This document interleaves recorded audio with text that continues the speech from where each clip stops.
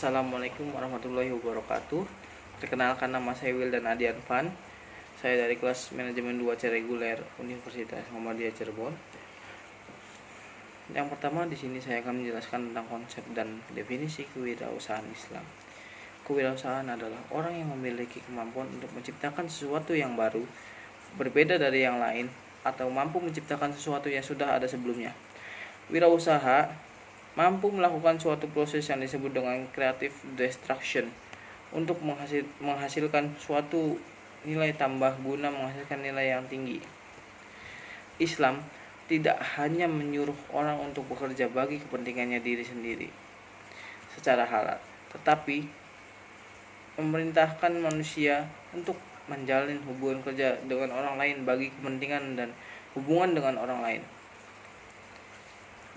Dalam Islam juga digunakan istilah kerja keras dan kemandirian.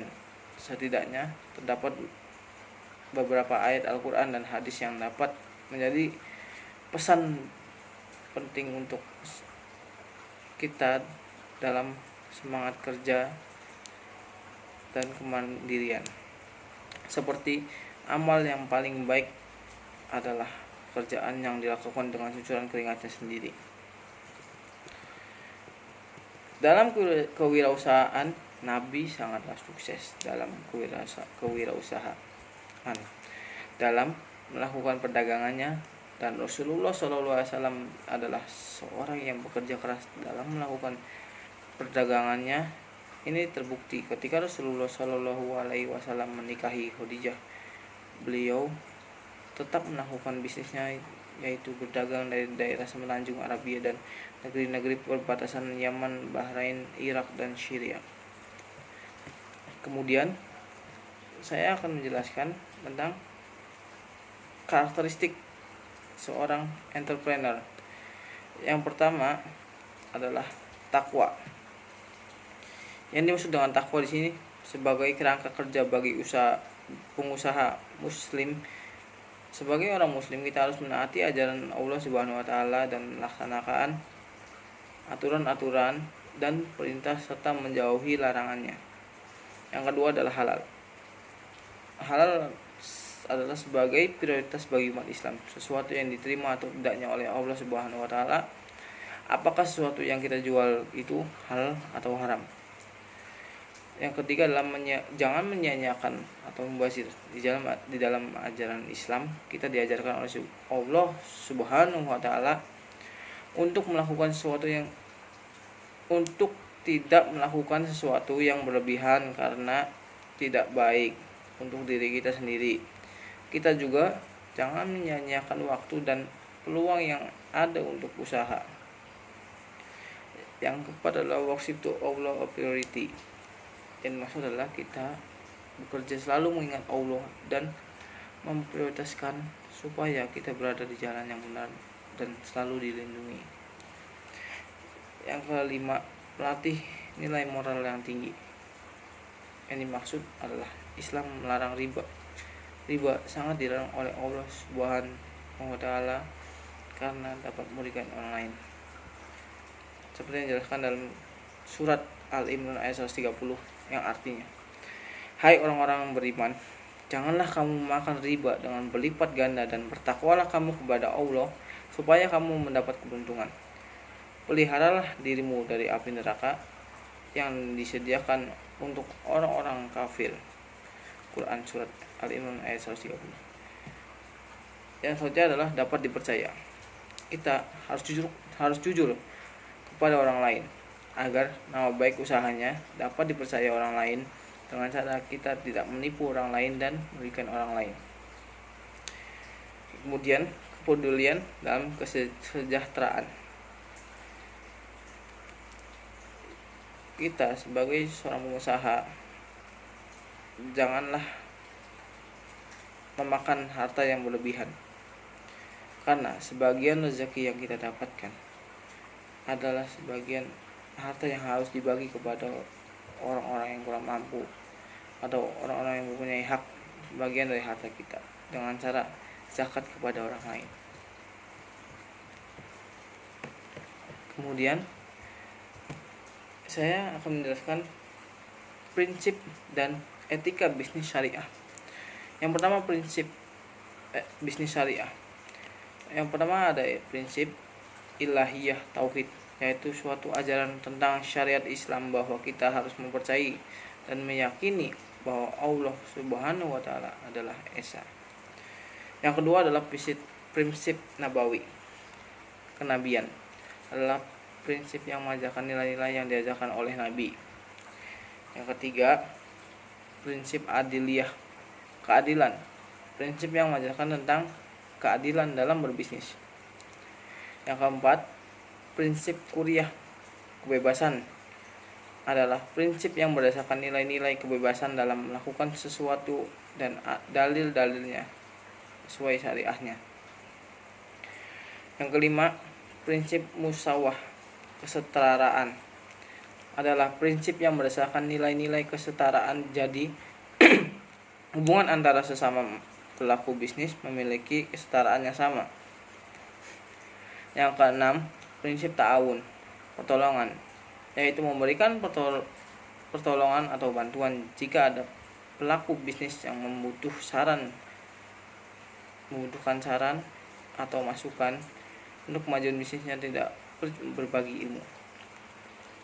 Kemudian ada juga prinsip khusus etika bisnis syariah. Yang pertama ada prinsip tabadul manafi, adalah prinsip yang memberikan manfaat dan keuntungan bersama bagi pihak-pihak yang terlibat dalam muamalah. Yang kedua prinsip distributif, adalah dalam menjalankan bisnis keuntungan yang kita dapatkan akan dibagikan sesuai dengan hak dan proporsi yang mereka dapatkan. Yang ketiga prinsip antarhir, adalah setiap pelaku bisnis harus menerima dan saling mengikhlaskan masing-masing keuntungan yang didapat.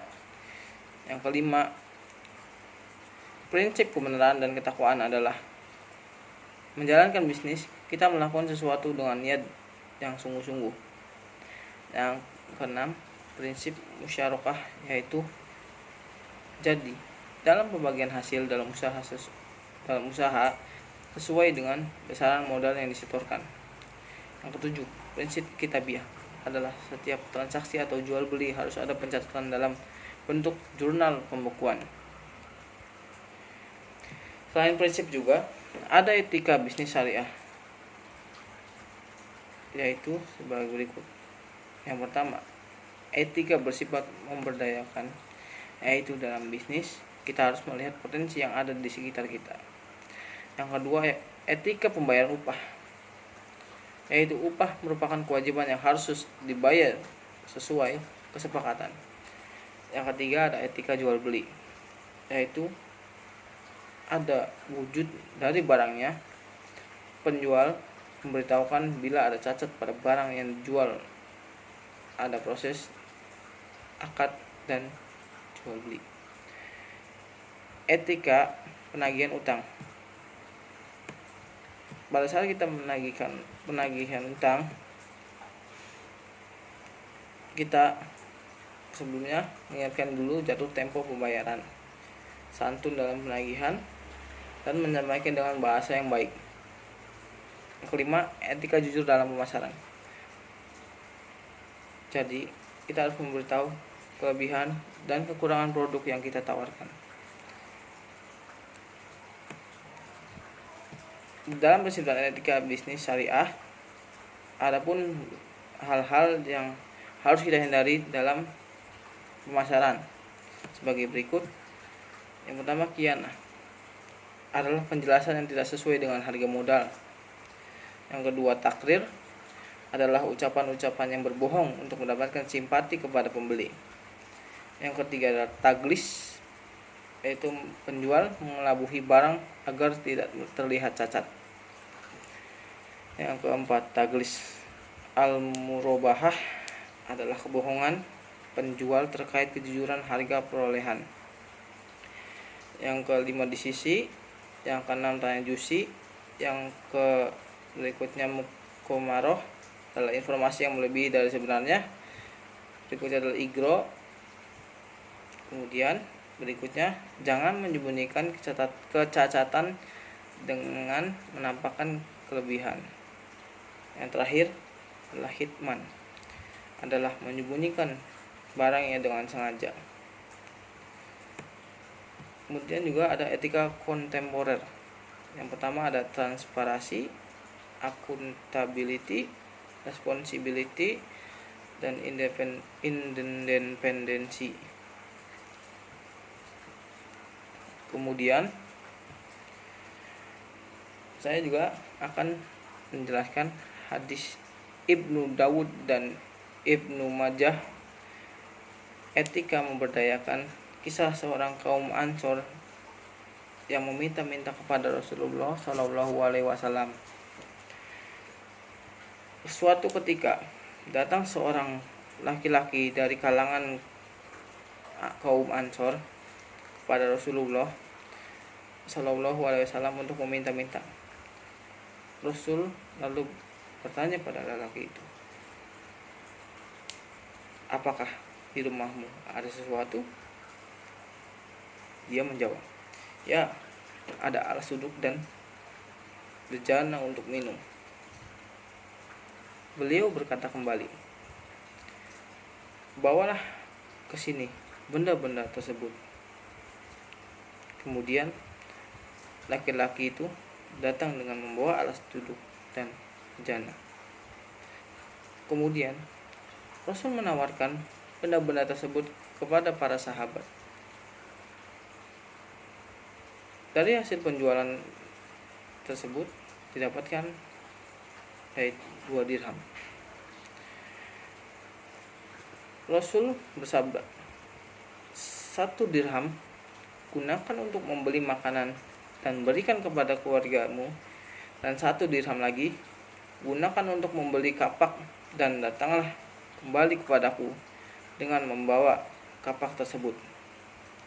Setelah itu Rasul mengikatkan sepotong kayu sebagai pegangan kapak dengan tangannya dan bersabda kembali, pergilah dan cari kayu bakar, kemudian jualah. Aku tidak ingin melihatmu selama 15 hari. Dalam jangka waktu yang ditetapkan, lelaki itu datang lagi dengan membawa 10 dirham. Uang itu dia belikan pakaian dan makanan. Rasulullah Shallallahu Alaihi Wasallam berkata, ini lebih baik daripada pergi meminta-minta, yang berarti meletakkan 1 noktah hitam di wajahmu pada hari kiamat nanti.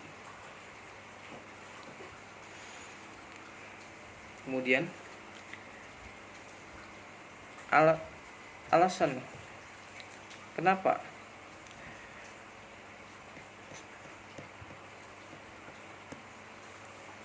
ingin menjadi seorang entrepreneur dan bagaimana ke depannya.